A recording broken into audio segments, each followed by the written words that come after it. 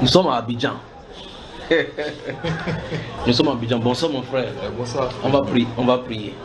Seigneur, nous te sommes reconnaissants pour ces moments merveilleux que tu nous donnes. Merci pour cette opportunité que tu mets au devant de nous, Père, que nous partageons autour de ta parole. Et je prie au Dieu de gloire que tu bénisses ce peuple de la Côte d'Ivoire, ceux d'Abidjan particulièrement, et pour tous les Ivoiriens qui nous écoutent partout, oh Dieu, ainsi que tous les chrétiens et tous ceux-là qui ne sont pas chrétiens. Je prie que tu leur parles. Je prie, Père de gloire, pour mon frère et pour moi-même et pour tous ceux qui sont ici dans cette maison. Que ton nom soit glorifié au nom de Jésus-Christ. Amen. Mon frère, bonsoir. Bonsoir, frère. Parle-moi, qui es-tu? Bon, je suis Deina Kofi. Deina alias Kofi Nima. Oui. Généralement, on m'appelle Paul Espérance. Oui. Paul, c'est mon nom de baptême, et puis bon, Espérance. Paul comme l'apôtre Paul de la Bible. Voilà. Puis bon, Espérance, c'est un nom bon, qui m'est venu comme ça. Simplement. Espérance. Ouais, Espérance. Donc tu as un long parcours à l'église catholique. Parle-nous. Bon, dès le jeune âge, déjà, à travers mes amis, j'ai commencé à fréquenter l'église catholique. Oui. Mon père m'est allé à l'église, mais de manière superficielle. Superficielle, voilà. Oui. Lui-même n'allait pas. Oui. Et c'est grâce à moi, pratiquement, j'ai été le premier maître baptisé de ma famille, qu'il a commencé, bon, à s'intéresser beaucoup plus. Baptisé à l'église catholique. Oui, Étant baptisé, enfant. Voilà. Non, pas enfant. Oui. J'ai été baptisé lorsque j'étais en classe 3e. Classe 3e, ouais. Ici à Abidjan. Abidjan, voilà. Oui. À Pobo. À la paroisse de Pobo. Donc c'est là que j'ai été baptisé. Et c'est après cela que tout a suivi après. Oui. Tous mes frères, mon père s'est baptisé, s'est marié. Et tout le monde était content. Voilà. Vous étiez sûr que vous étiez en Dieu. Mais bien sûr, parce que quand on est là-bas, on se dit que bon, on est dans la vérité. Hein. Ouais. Parce que quand on est là-bas, on se dit que bon, les autres ne sont pas dans la vérité. Parce que bon, on les voit fructifier en fait. Oui. C'est-à-dire. Ils multiplient en nombre. Ouais, ils se multiplient en nombre, on se dit que bon. Forcément, c'est Dieu. Voilà. Parce que quand tu vois une église évangélique, demain tu vois quelqu'un sortir qui crée une autre église évangélique et ça se multiplie, on se dit, oui. C'est dit qu'ils cherchent voilà, leur marque. Alors que l'église catholique ne se divise pas, elle est toujours là, elle est stable en fait. Ouais. Voilà, donc je me suis baptisé, je me suis confirmé 3 ans plus tard. Et après la confirmation, j'ai commencé je suis rentré dans un mouvement qu'on appelle le renouveau charismatique. Oui. Voilà, donc là-bas j'ai fait au moins près de 7 ans. Donc ça c'est le groupe à l'intérieur de l'église catholique, voilà, qui ressemble à un mouvement pentecôtiste. C'est un groupe de prière en fait. Oui. Voilà, en fait ça a été créé pour réveiller un peu les chrétiens catholiques. Parce que le chrétien catholique a l'habitude d'aller à la messe simplement. Donc il n'y a pas de vie de prière et d'engagement. Donc ce groupe-là est créé en concurrence aux églises de réveil. Voilà. C'est dit pour réveiller, le chrétien catholique. Oui. Parce que le chrétien catholique s'adresse simplement aux messes de dimanche. Oui. Et c'est rare que tu vas voir un chrétien catholique qui va prendre sa Bible pour la lire en dehors des messes. Oui. Donc le renouveau vient pour donner un nouveau souffle, un nouvel élan à l'église catholique. Oui. Comme les évangéliques le font. Oui. Prier. Ils font le même tapage, voilà, le même bruit. Voilà, c'est ça. Pratiquement c'est le même scénario. Oui. Voilà, on prie en langue. Bon, on fait les séances de délivrance. On prie en langue aussi là-bas. Oui, bien sûr. Et après ça, les gens en font toujours l'idolâtrie. Ils se prosternent devant les statues. Bon, en fait c'est la doctrine. Oui. C'est la doctrine. Donc tout cela c'est pas l'église catholique. Oui. Et là tu disais que tu as fait 7 ans. Oui, à peu près. Après 7 ans, je suis resté là. Bon, j'étais dedans. Il y avait une autre branche qui était réservée aux jeunes. Oui. Parce que là-bas, il y a.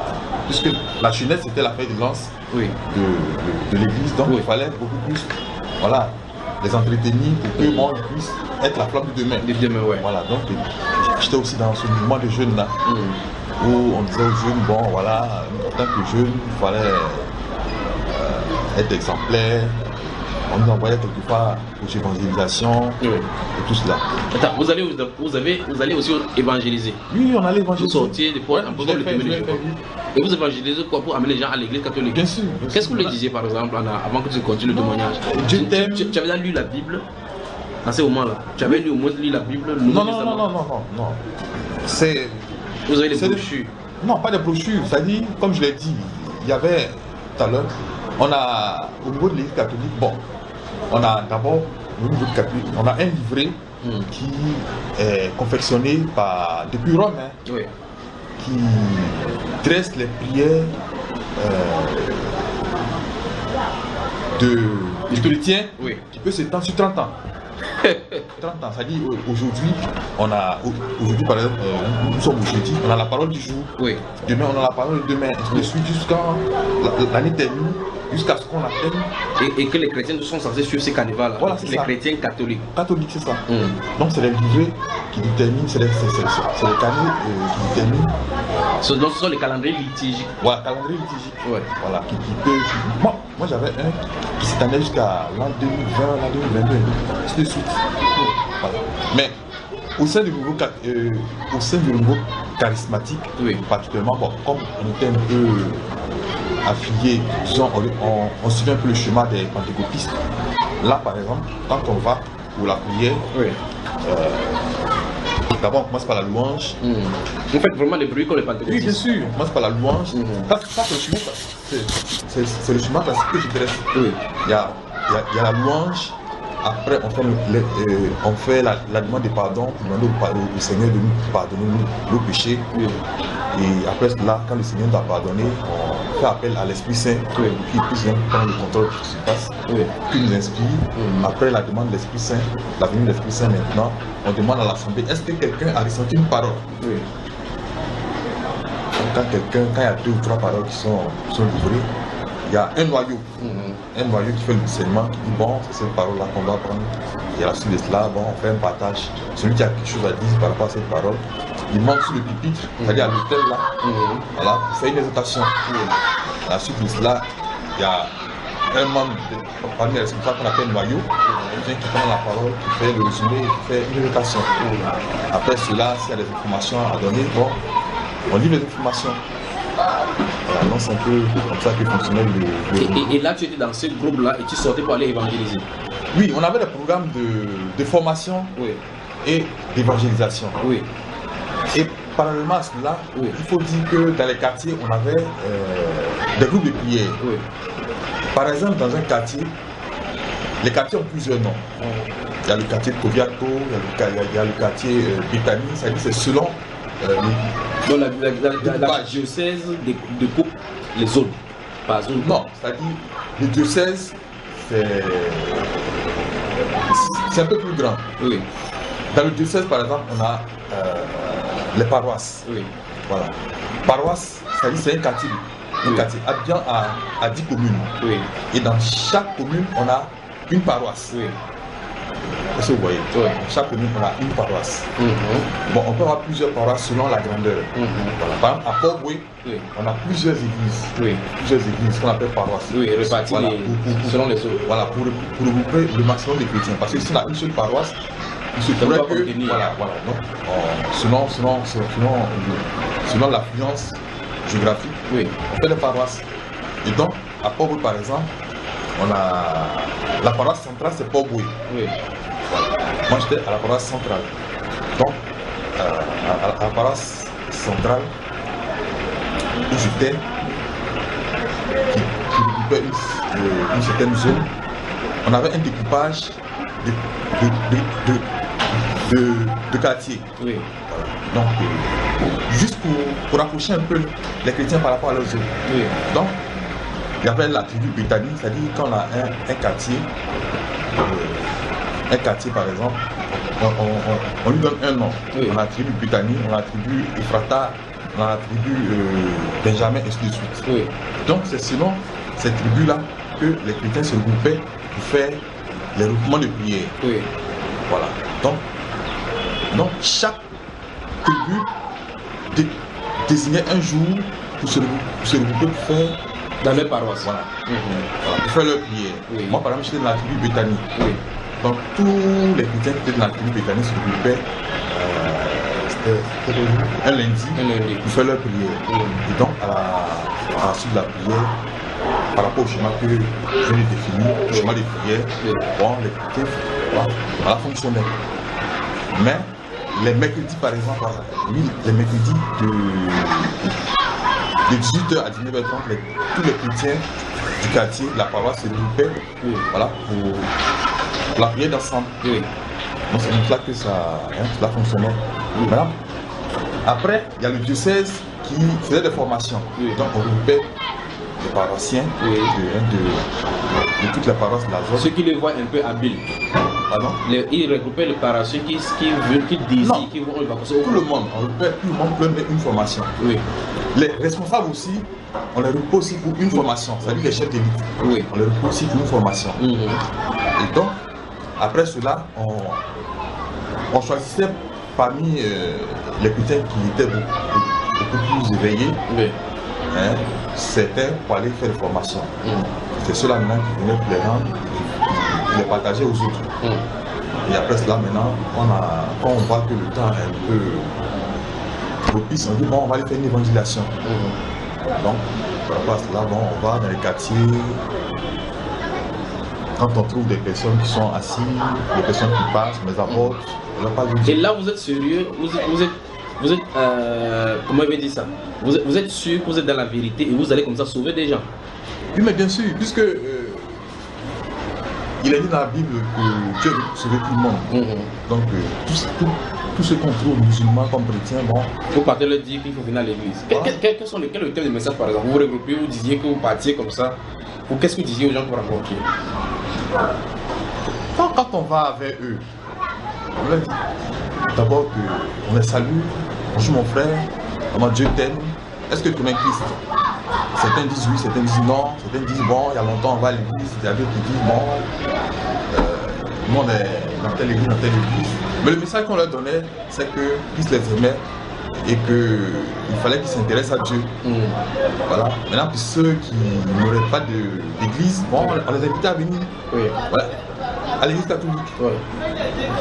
Donc c'est les techniques que les responsables vous donnent pour vous diriger comment aller prêcher. Voilà, c'est ça. Donc quand on va tout de suite, souvent on allait dans la maison, on tapait la porte, quand on nous ouvrait, bon, on rentrait.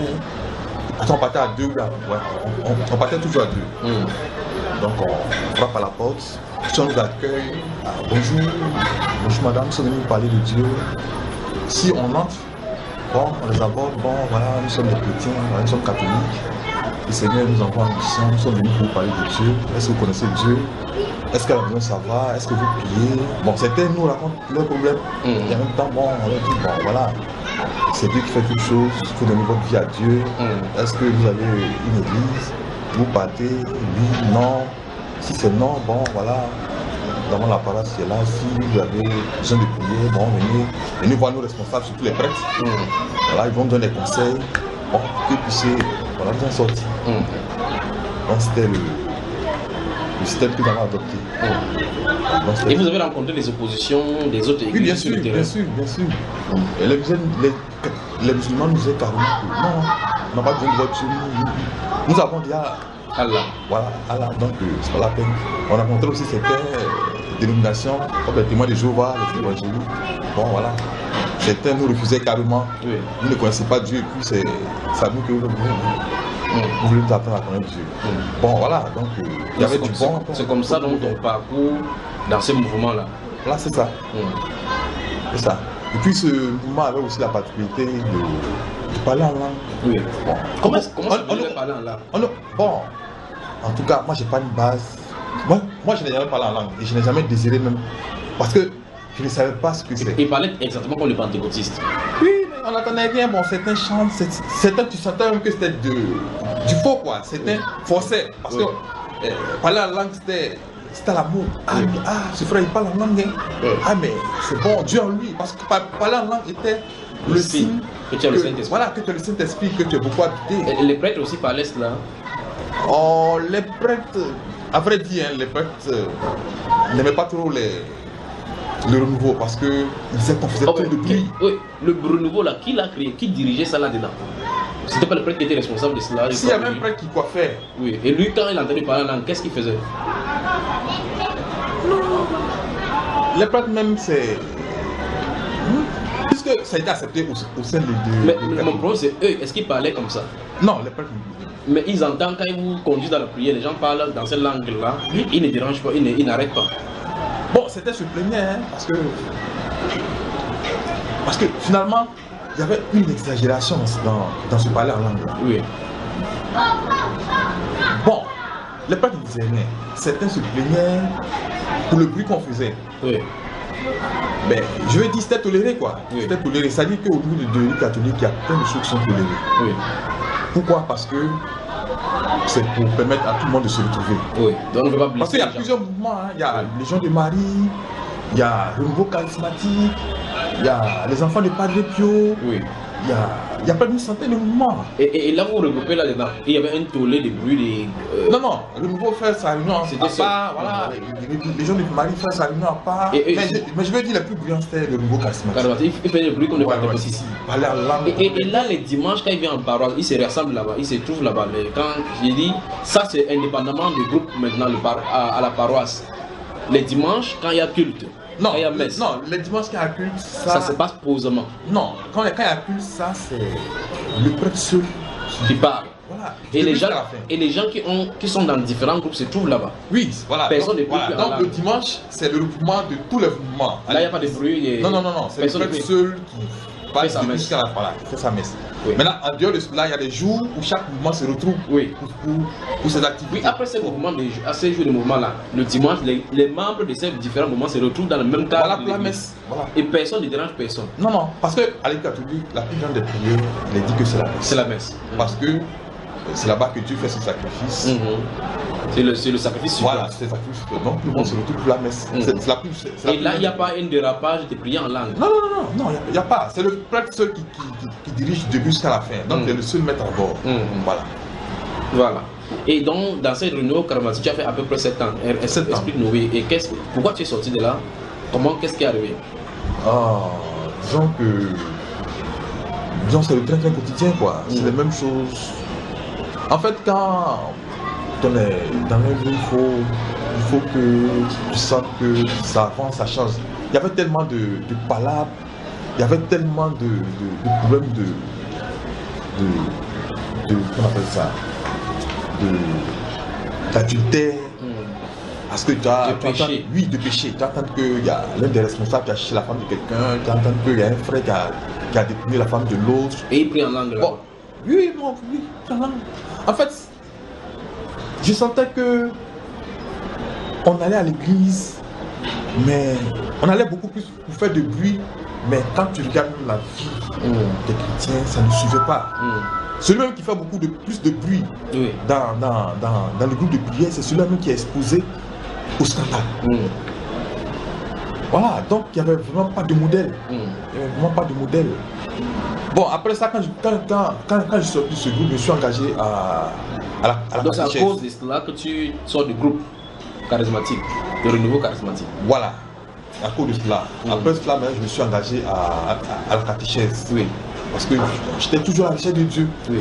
Je suis engagé à la catéchèse. La catéchèse, j'étais... Sur la doctrine catholique. Voilà. Non, beaucoup plus pour annoncer la parole de Dieu. Parce que la catéchèse, on annonce la parole de Dieu. Oui. Et là, tu t'es fait former à la catéchèse. D'abord, voilà. Être formé. Je me suis formé pour annoncer la parole de Dieu. Pour faire la catéchèse. Sans être prêtre. Non. Donc ce n'est pas la direction, la vocation des prêtres. Non, c'est pas la direction des prêtres. Oui. Étant là-bas, parce qu'il y a plusieurs mouvements. La catéchèse aussi, c'est un autre groupe. Voilà, c'est un autre groupe. La catéchèse, c'est... Il y a la catéchèse enfant, la catéchèse jeune, la catéchèse adulte. L'entité enfant se charge de gérer tout ce qui est enfant. La formation des enfants jusqu'au baptême. Les jeunes, la formation des jeunes jusqu'au baptême, la formation ainsi de suite. Donc, je me suis formé, je suis rentré là-bas, je me suis formé, j'ai fait la catéchèse enfant. Oui. Je me suis formé pour la catéchèse enfant. Donc j'ai enseigné les enfants pendant près de 8 ans.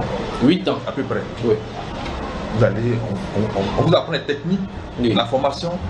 Comment former les enfants. Voilà, comment former les enfants pour aller jusqu'au baptême, confirmation. Et quel est l'outil de formation durant ces années-là? Avec quel outil vous formez-t-on? Non, on a les livrets de prière. Bon, on avait aussi des séminaires où des prêtres venaient, des frères aussi venaient pour nous apprendre. Voilà, comment est-ce qu'il faut connaître l'enfant. Dans la psychologie de l'enfant. La psychologie de l'enfant, les techniques d'approche, comment est-ce qu'on annonce la parole de Dieu aux enfants. Voilà, donc on avait reçu cette formation-là. Donc on se regroupait, tous ceux qui doivent enseigner la catéchèse aux enfants, on se regroupait, on nous donne la formation. Et puis bon, voilà, on a commencé à aller maintenant dans les salles. Parce que là-bas, c'est dans les écoles primaires, voilà, qu'on enseigne la catéchèse, c'est-à-dire les samedis. Les samedis, il n'y a pas cours l'après-midi. Donc les enfants viennent s'inscrire, c'est-à-dire en début de l'année, on fait l'annonce. Donc les parents viennent inscrire. Les parents viennent donner les enfants volontiers, sachant que c'est Dieu qu'on les apprend. Bien sûr, puisque au cours de la messe, le prêtre fait la voilà, donc si vous êtes chrétien, vos enfants doivent se baptiser parce que le baptême c'est très important. Par le baptême, Dieu nous pardonne tous nos péchés. On renaît de nouveau, on devient une nouvelle créature. Donc les parents, on allait même dans les écoles. On demande la permission aux écoles pour aller dans chaque salle de classe, pour parler aux enfants. S'il y a des enfants qui veulent faire la catéchèse, bon voilà, tel lieu, vous présentez tel lieu, les inscriptions se font à l'église, tel lieu, ça coûte tant, ainsi de suite. Là où j'étais par exemple, on faisait les annonces après chaque messe, il y a une séquence annonce. Et dans la séquence annonce, il faut prendre 5 à 10 minutes pour parler aux parents, laisser venir inscrire vos enfants, que la catéchèse commence à telle date. Donc ça coûte, le droit d'inscription coûte 2000, là où j'étais ça coûte 2000. Et là beaucoup de parents inscrivaient les enfants. Oui. Quand j'avais commencé la catéchèse enfants, on avait près de 900 000 enfants. 900 000 enfants. Oui, toute année confondue. Il y a première année, deuxième année, troisième année. Parce qu'il y a 3 ans pour la catéchèse. Ceux qui viennent. Mais qu'est-ce qui fait la particularité de l'Église catholique qui.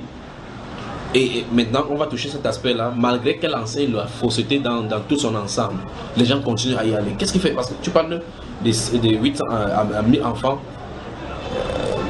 Pour que les parents donnent volontiers leurs enfants comme ça, qu'est-ce qui fait la particularité des catholiques? Bon, pourquoi cette attirance? Ce qu'il faut reconnaître, c'est que, particulièrement en Côte d'Ivoire ici, il y a beaucoup plus de chrétiens au niveau des catholiques.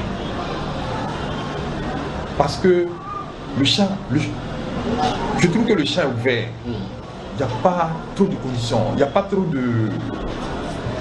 C'est-à-dire on ne sait pas trop par rapport à la parole. C'est-à-dire là-bas, il y a assez de liberté. Donc les parents se sentent beaucoup plus libérés à les catholiques, puisqu'on ne dit pas, bon, tu as porté un pantalon, tu es mal habillé. Voilà. Donc, on ne juge personne là. On ne juge personne. On laisse chacun libre pour que chacun fasse comme il veut. Aussi, voilà, faire sa messe, bon. On sent que bon. Il ne heurte pas les consciences. Voilà, c'est ça. Il n'y a pas.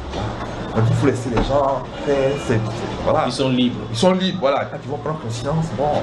Voilà. C'est ce qui fait qu'aujourd'hui, il y a beaucoup plus de chrétiens qui sont à l'Église catholique. Aujourd'hui, vous allez prendre en Côte d'Ivoire, ici, sur près de 10 chrétiens, il y a au moins 7 qui sont chrétiens catholiques. La même manière que la basilique a été construite à Yamoussoukro. Voilà. Donc c'est ça. Et puis bon, il y a... Ils ont aussi les moyens. Parce qu'il y a des gens qui viennent de Rome, il y a aussi les dons qui sont faits. Donc ils ont les moyens de grandes constructions, de manifester les œuvres, les écoles, les hôpitaux, et ainsi de suite. C'est ça. Et ça attire. Ça attire, c'est ça. Donc c'est ça. Et donc tu as enseigné donc les enfants et à un moment donné tu es devenu même enseignant, même des enseignants. Oui, parce que bon, par mon sérieux, ça il faut le dire, j'étais beaucoup appliqué. Parce que quand tu cherches Dieu, il faut donner à fond. Donc après avoir enseigné près de 8 ans, j'ai pris mon sérieux. J'étais assidu, j'étais correct, plus ou moins par rapport à la doctrine. Par rapport à la doctrine. Donc, j'ai été désigné responsable de la catéchèse enfants. Responsable de la catéchèse enfants, c'est-à-dire que c'est moi qui dois faire les catéchistes. Donc, c'est moi qui... Des différents niveaux. Non, tu étais le catéchiste. La catéchèse enfant, il y a différents niveaux. La catéchèse jeune, catéchèse enfant, catéchèse adulte. Donc, au niveau des enfants, j'étais le responsable d'abord. Responsable, ok. Voilà, j'étais d'abord responsable de la catéchèse enfant. Donc, j'étais le responsable de la catéchèse enfant. Donc, tous les catéchistes d'un centre, de la paroisse par exemple, du port où j'étais le responsable. Donc, c'est moi qui avec l'aide du prêtre, qui gérait le centre de la catéchèse. Donc, je donne les directives un peu à suivre aux catéchistes. Voilà, on se réunit, bon voilà, il faut faire ça, il faut commencer à telle heure, bon voilà, t'as des problèmes, bon, il fallait les résoudre tout cela avec la catéchisme là. Donc j'étais le responsable, coordonnais un peu le centre. Donc quand le prêtre avait besoin d'une information, j'étais là pour lui donner l'information. Jusque-là, tu étais content du fait que tu servais Dieu. Mais bien sûr. Bien sûr. Mais tout ce aujourd'hui là même tu apprends. Quelqu'un a dit mais il est dans la vérité jusqu'à preuve du contraire. Non, tant que tu n'as pas fait une rencontre personnelle pour confronter ta foi avec les réalités de la vie, je ne pense pas que tu es dans le faux. Justement. Voilà. Donc j'ai été responsable de la catéchèse. Là aussi j'ai fonctionné, j'ai fait à peu près 4 ans. Oui. 4 ans. Après cela, vu mon sérieux, bon, j'ai fait une formation pour pouvoir commencer à former des catéchistes eux aussi. Des catéchistes. Et là j'ai fait près d'une dizaine d'années. Wow. Donc j'ai formé près d'une centaine de catéchistes. Donc tu leur as inculqué vraiment les notions qu'on t'a inculquées. Bien sûr. La doctrine. La doctrine. Voilà.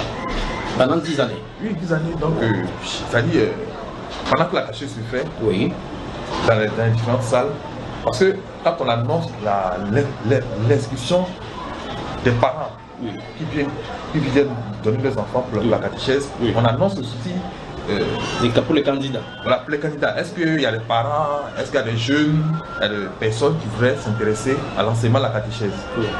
Donc certains viennent s'inscrire, certains jeunes, certaines femmes, certains hommes s'inscrivent. Et pendant que les samedis, pendant que la catéchèse se fait dans les salles, moi je les regroupe. Et pendant 2 heures de temps, à peu près, je leur donne la formation. À mon niveau, moi ce que je leur donnais, il y avait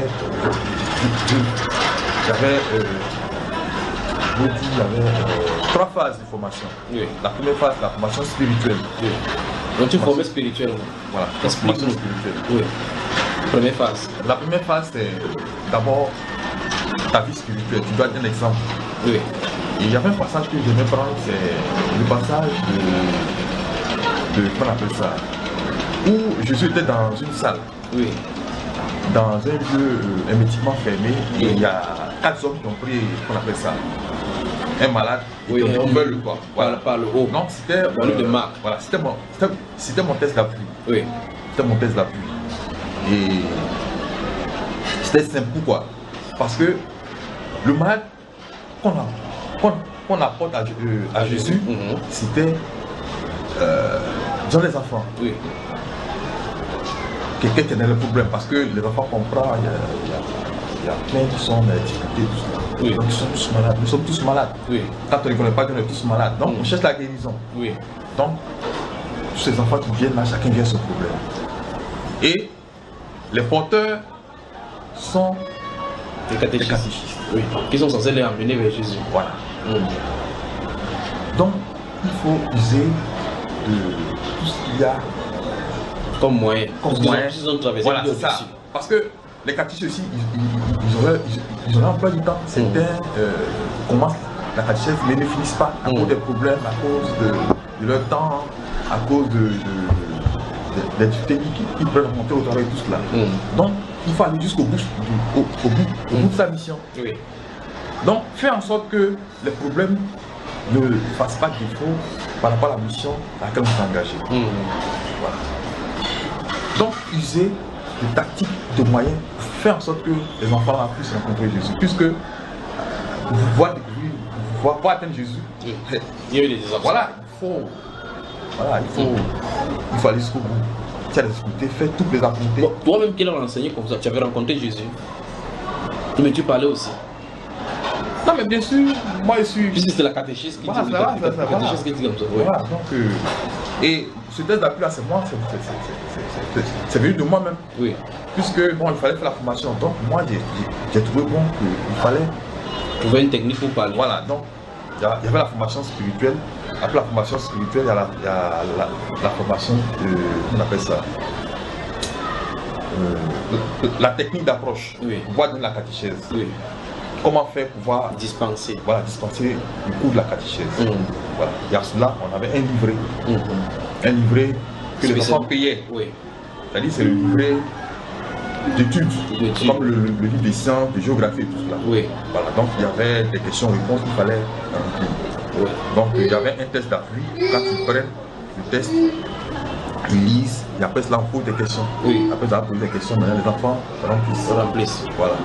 Et après cela, c'est l'information à donner, bon, on vous donne. Donc c'est cette formation-là que je donne aux catéchistes, qui, eux, à leur tour aussi, devaient le rendre aux enfants.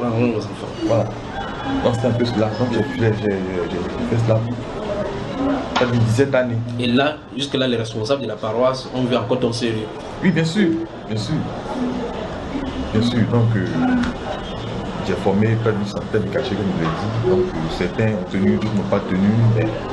Mais moi-même, je sentais que les catéchistes même ne s'intéressaient pas trop. Il y avait trop de... Et puis c'était les jeunes, la plupart, les jeunes. Il n'y a pas de sérieux. Pas de sérieux. Chacun vient... Ça appelle même qu'il a prié avant de venir. Il vient tout débrailler. Mais on faisait ce qu'on pouvait. Hein. Et les parents envoyaient les enfants avec confiance. Mais bien sûr, c'est l'église catholique. Hein, c'est l'église catholique après tout. Hein. C'est la confiance. On dit que bon, les prêtres ont été formés, surtout c'est ça. Les prêtres ils sont censés savoir ce qu'il faut. Voilà, c'est ça. Voilà. Donc, peut-être on pensait plus la vérité. Donc, c'est comme ça que j'ai fonctionné jusqu'à... Mais à un moment donné, les interrogations vont commencer dans ton esprit, dans ton cœur. Oui, parce que toujours, comme je l'ai dit tout à l'heure, ça ne posait pas de fait escompté. Même les enfants qu'on amenait au baptême. Oui. Quand un enfant, parce qu'à la fin de l'année, pour passer de la première année à la deuxième année, il y avait toujours des difficultés entre les parents, les prêtres et les catéchistes. Parce qu'il y a des critères de passage. Oui. Et on ne respectait pas ça, on prend autre chose. Non, ça dit, il y avait quelquefois des affinités. Oui. Un enfant par exemple, parce qu'il y avait des critères du passage. D'abord les critères du passage, il y avait les notes. Oui. Il faut avoir au moins 10. Oui. À la limite 9. Il faut être assidu à la catéchèse. Oui. Il faut être assidu aux célébrations. Oui. Comme les enfants ne peuvent pas suivre la messe, oui. Donc il y avait une célébration pour eux. Après la messe, il y avait une pause, 45 minutes, on repose les enfants pour leur annoncer la parole. Pas de la manière des grands, mais la manière des enfants. Voilà, on faisait leur petite messe aussi. Voilà. Donc, quand ils venaient là, il y avait un carnet. Et on note sont présents. Voilà, on note la présence. Donc, on prenait cela aussi en compte. Donc, il y a les notes en place, il y a la présence à la catéchèse, il faut être assis à la catéchèse, et il y a à la messe. Voilà, à la célébration. Oui. Et à la fin de l'année, il se trouve qu'il y a certains enfants qu'on veut recaler. Parce qu'ils n'ont pas rempli ces critères-là. Voilà. Ils n'ont pas rempli ces critères-là. Donc, quelquefois aussi, bon, le père s'opposait, les parents venaient voir les prêtres. Bon, quelquefois aussi, bon, c'est les parents qui viennent tempêter. Oui. Voilà. Donc, il y avait ces difficultés-là qui se passaient. Et on les faisait passer. Oui, quelquefois, bon, on les fait passer. Mais le plus sérieux des problèmes se trouvait au niveau du baptême. Oui. Parce que le baptême, c'est là où les parents espèrent que les enfants seront baptisés. Donc c'était même, sachant que les enfants étaient en troisième année, ils vont se préparer à la fête. Donc déjà, avant même qu'on annonce les résultats du baptême, certains parents ont déjà fait les préparatifs. Voilà. Et quand on annonce que ils ne vont pas passer, c'est un tour. Donc quelquefois, il y a pas là prendre catéchistes et les prêtres parce que les catéchistes ont décalé un enfant parce qu'il n'a pas rempli certains critères. Les prêtres viennent intervenir. Donc voilà. Et tu commences à voir qu'il n'y a pas de sérieux dans ce que tu pensais comme étant sérieux. Voilà, donc c'est ça. Mais surtout aussi après ça, c'est la vie même des baptisés. Oui. Quand tu vois quelqu'un qui est baptisé, qui se retrouve quelques jours après. Tous les cours que tu lui as donnés là, ça ne sert à rien. Oui, parce que bon, au baptême, il y a un parrain. Oui. Qui est donné à l'enfant. C'est celui-là qui doit suivre l'enfant au baptême. Mais quelquefois, le parrain lui-même, là, sa vie n'est pas exemplaire. Et il ne peut pas donc suivre l'enfant, il n'est pas un exemple. Voilà. Ce qui fait qu'on baptise beaucoup de personnes, beaucoup d'enfants, mais après, si par exemple, si 10 enfants qu'on a baptisés, là, tu vas voir qu'il y a 3 ou 4 qui vont suivre un peu, et puis après, bon, voilà quoi. Tout le reste sont des vermodés. C'est ça. Et qu'est-ce que toutes ces interrogations, où est-ce que toutes ces interrogations-là te menaient? Bon, par rapport à ta recherche personnelle. Par rapport à ma recherche personnelle, bon, je continue à être là. je continuais là, je continuais toujours le travail en disant que non, peut-être que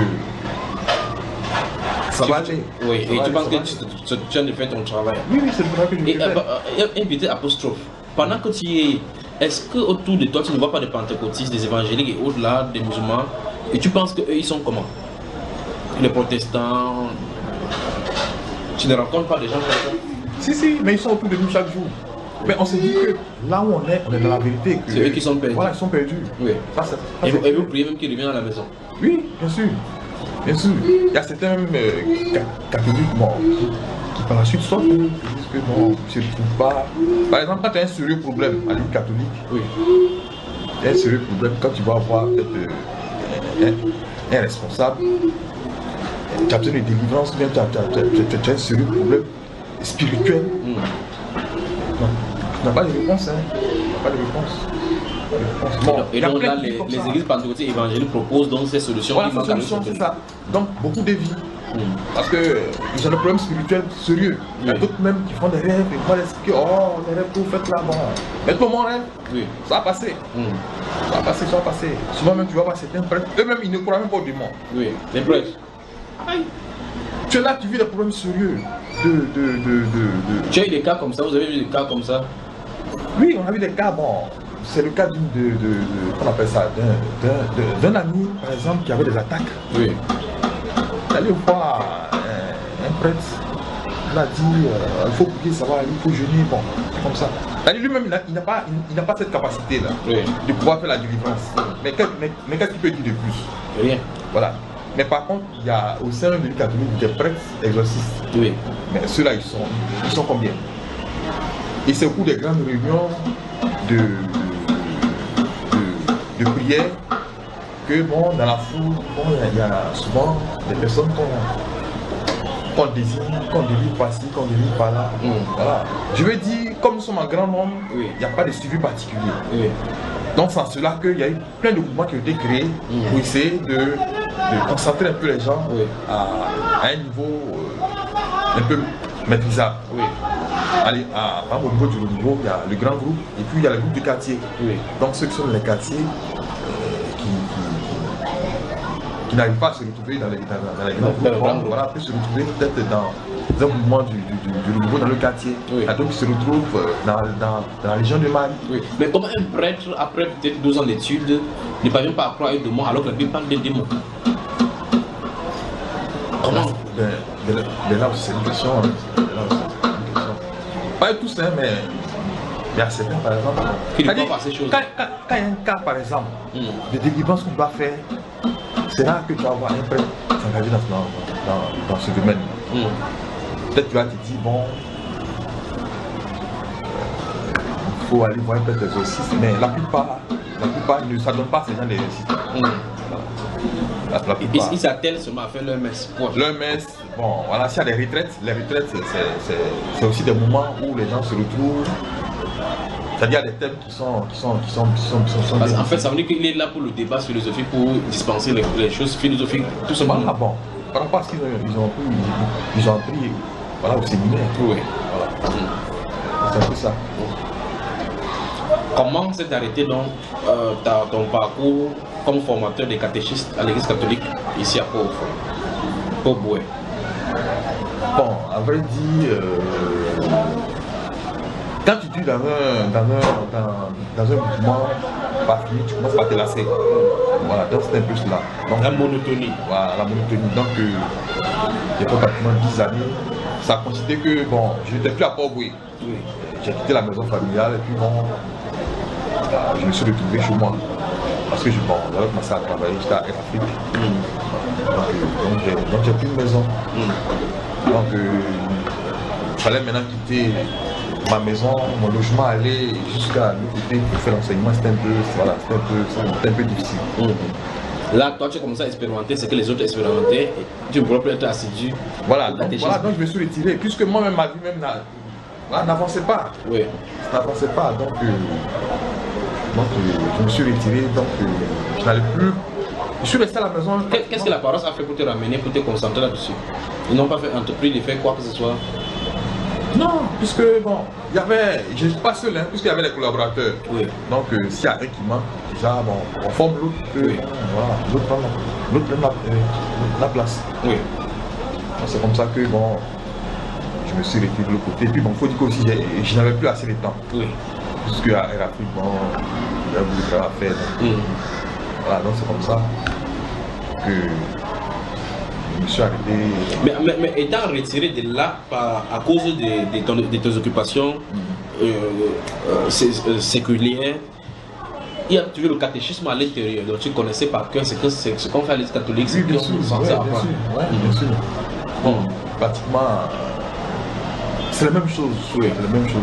Et puis bon, normalement, quand on fait la formation de quelqu'un, tu dois pouvoir retrouver ce que tu as donné. Oui. Mais il faut dire que c'est un peu quand même léger, hein, la formation qu'on donnait. Bon, c'est les enfants, bon, ils apprenaient un bien à bas, mais je veux dire, la formation même spirituelle, c'est pas aussi solide.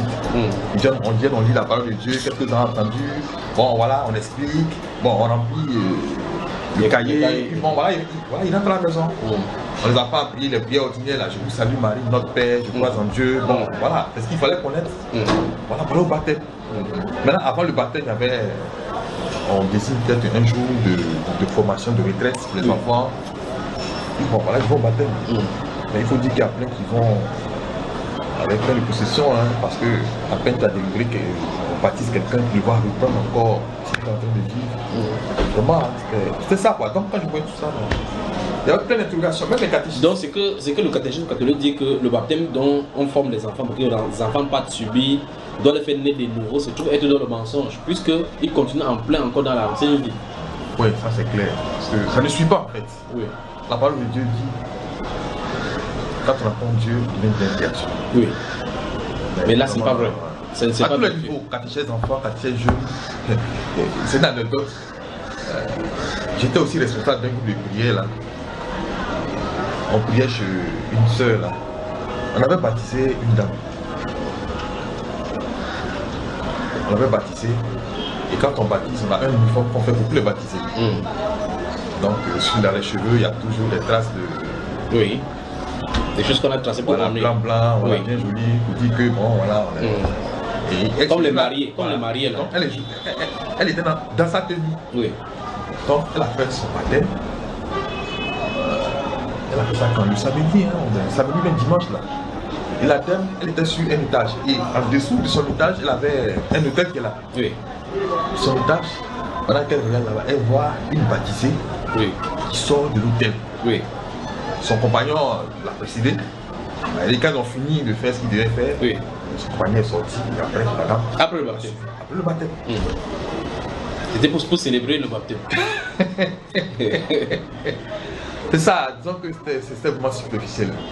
Une fois aussi, pendant qu'on était en pleine réunion d'avant catéchèse, j'ai dit au catéchistes que voilà, il faudrait qu'on approfondisse vraiment la parole de Dieu. Il faudrait que nous-mêmes on soit exempts. Parce que si on n'est pas exempt, la première leçon que nous pouvons donner aux enfants, ce n'est pas l'enseignement qu'on donne, c'est nous-mêmes. Il faudrait qu'on soit des modèles. Donc j'ai souhaité que on prenne un livre du Nouveau Testament, l'évangile de Matthieu. Qu'on le lise pendant 3 mois, parce qu'après 3 mois, il y a toujours des bilans qu'on fait. Et à-dessus de cela, on s'assoit entre nos catéchistes et puis on débatte un peu, qu'on fasse un partage. J'ai reçu une raquette, ah non, on n'a pas le temps, on n'a pas le temps même de pouvoir nous-mêmes travailler. C'est pas pour à peine même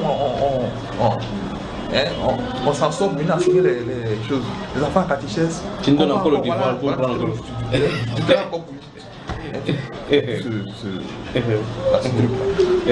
voilà, donc c'est un peu ça. Donc en clair, vous ne lisiez pas la Bible, vous suivez des doctrines, des dogmes établis. Voilà, c'est ça. Et moi, c'est mon constat personnel. À l'église catholique, on passe beaucoup plus de temps avec Marie qu'avec Jésus. Et là, explique-nous ça. Et depuis que tu étais là, tu enseignes le catéchèse, toi-même tu ne mettais pas accent là-dessus en tant que chef de catéchiste. Non. Parce que là-bas, quand tu arrives, Il y a la doctrine catholique. Mais il faut dire que c'est vraiment, il y a une concurrence entre Jésus et Marie à l'église catholique. Comment ça? Explique-nous. Voyez-vous,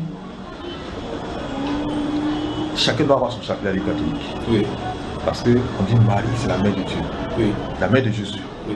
Donc, il faut beaucoup prier la Vierge Marie. Parce qu'elle donne beaucoup de grâce. Oui. Elle est pleine de grâce. Oui, elle est pleine de grâce. Et quand tu la pries. Et là, vous dites ça aux gens aussi? Oui, mais bien sûr. Sans avoir vérifié si c'est vrai. Moi-même, j'étais chez mon papa. Oui. À la maison. Oui. Dans la semaine, chaque jour, on se réunit le matin de 5h à 6h pour prier. Waouh, très tôt comme ça. Ouais, pour prier. Dans toute la famille. Oui. On fait le louange, on fait l'Esprit Saint, on partage la parole de Dieu à peine 5 minutes et on fait le chapelet.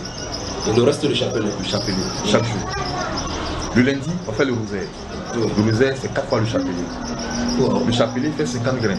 Oui. Je vous salue Marie, pleine de grâce. Le Seigneur est avec vous. Ça, c'est là. Du mardi au dimanche. Oui. Après avoir fait remercier Dieu, invoquer le Saint-Esprit, partager la parole, partager la parole de Dieu, on fait le chapelet. Oui. Ça, donc le chapelet prend quoi, le plus de temps. Le plus de temps. Et c'est à Marie. Voilà Marie. Et à l'église catholique, chacun son chapelet. Oui. Chacun son chapelet. Et là, tu ne trouvais pas qu'il y a du mal? Mais justement, c'est tous ces intrigues-là.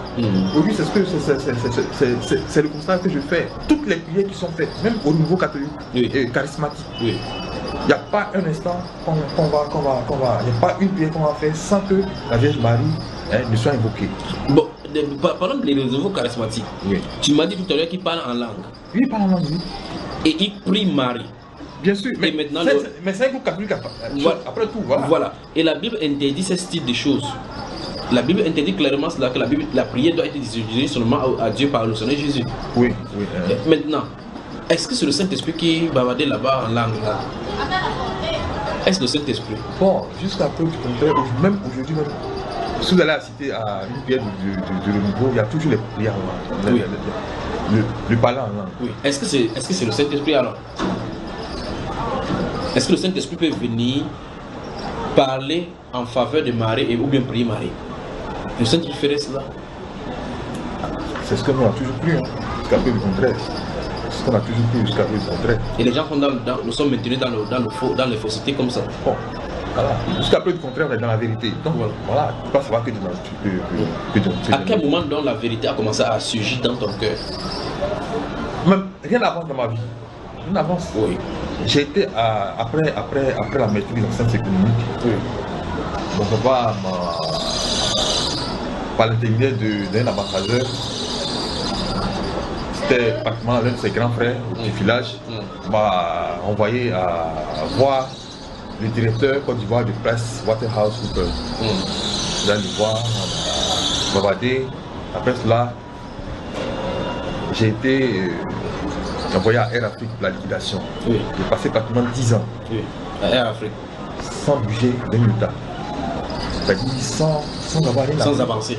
Sans avancer. Pourtant, j'ai rencontré le directeur PricewaterhouseCoopers Côte d'Ivoire, qui est aujourd'hui directeur général de PricewaterhouseCoopers Afrique. Donc, ça veut dire que j'avais les possibilités de pouvoir être positionné n'importe où. Mais bien sûr.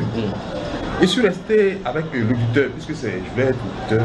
Oui. Donc, j'étais l'adjoint de l'auditeur comptable et financier de la liquidation de Air Afrique. Oui. C'est là-bas que j'ai été muté. Oui. Donc, je suis resté là-bas pratiquement près d'une dizaine d'années, sans bouger. Avec la maîtrise? Oui, avec la maîtrise.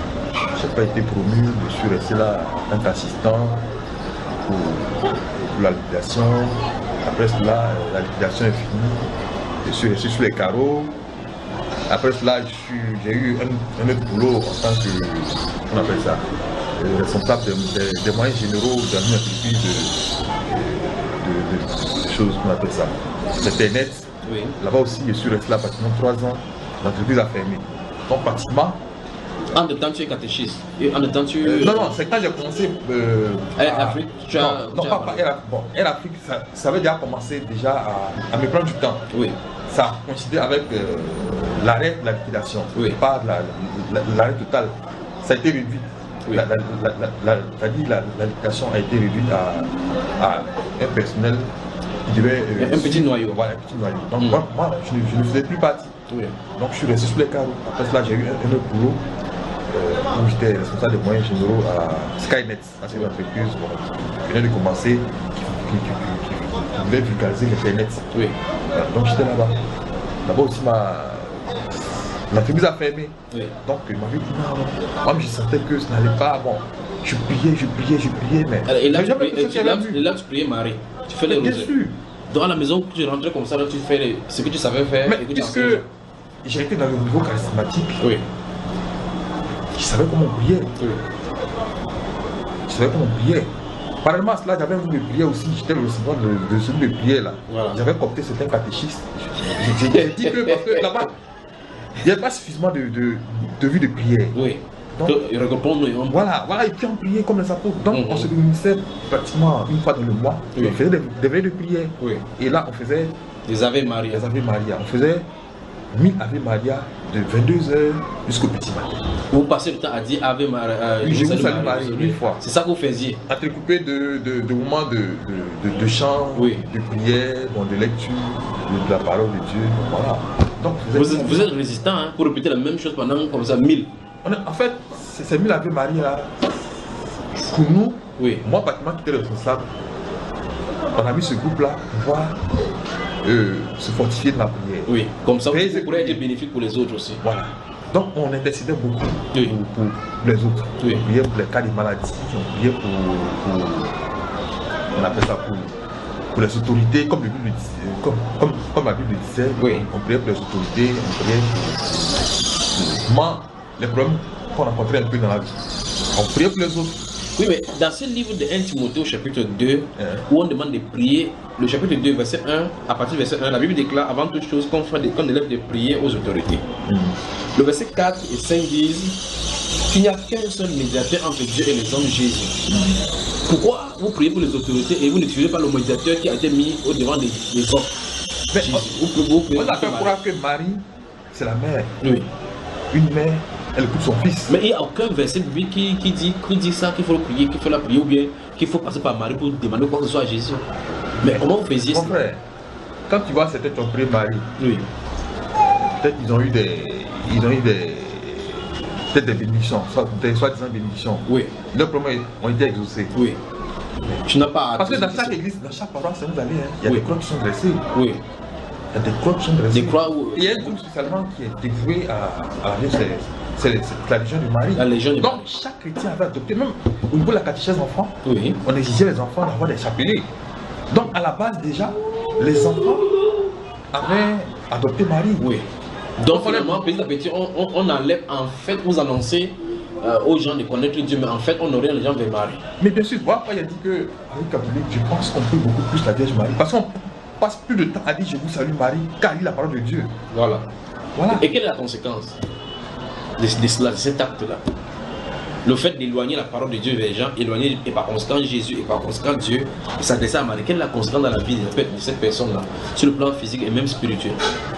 Bon, la conséquence c'est qu'on ne lit pas la parole de Dieu pratiquement. Voilà pourquoi le catholique n'est pas quelqu'un qui est plongé dans la parole de Dieu, qui est nourri de la parole de Dieu. Oui. Après un catholique, le balance, il remue. Hein. Oui. Il remue parce qu'il n'est pas assis de la parole. Oui.